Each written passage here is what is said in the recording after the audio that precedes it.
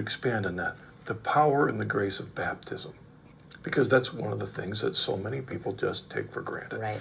Yeah, that's, I think in our society, especially, even for believing Catholics, it's tempting to, in practice, just think of it as, a symbol, or we don't understand exactly what it does.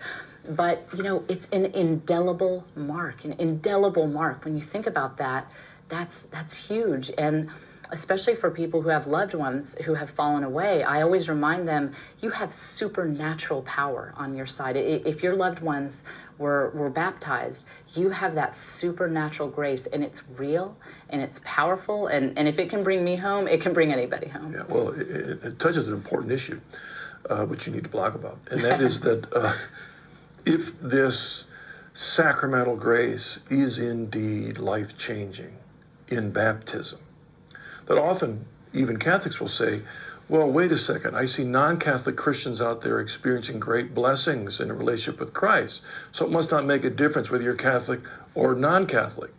What we don't see is that behind them is their baptisms.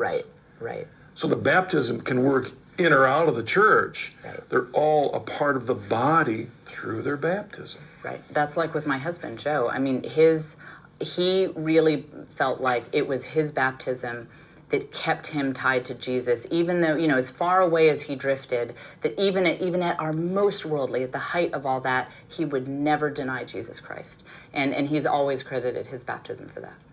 An email from Marie from the Midwest. I've heard many atheists say that there is no evidence that Jesus, the historical person, actually existed. What will you say to someone like this? I'd say they need to read up on history. I mean, here's the problem I've found. When you research this, nobody can ever investigate this issue without bias. Everybody has an agenda, because if you are not a believer, you don't really want to find a whole lot of, compelling evidence that miracles were happening.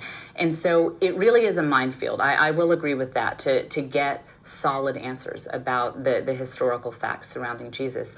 And that's something that when, agnostics contact me and they say that they're researching, whether or not they can believe in Jesus, I say, as silly as this is going to sound, do pray. And I know you don't believe that God exists. Say a prayer anyway, couldn't hurt, right? For guidance, for enlightenment, because you will encounter more bias in this area than you can find in any other subject. But the evidence is out there if you look for it. Yeah, I remember when I was through that phase in college, I think in the end, the statement that expresses to me the core, you pull away all the skins, and at the core is that phrase, he is alive. Yes.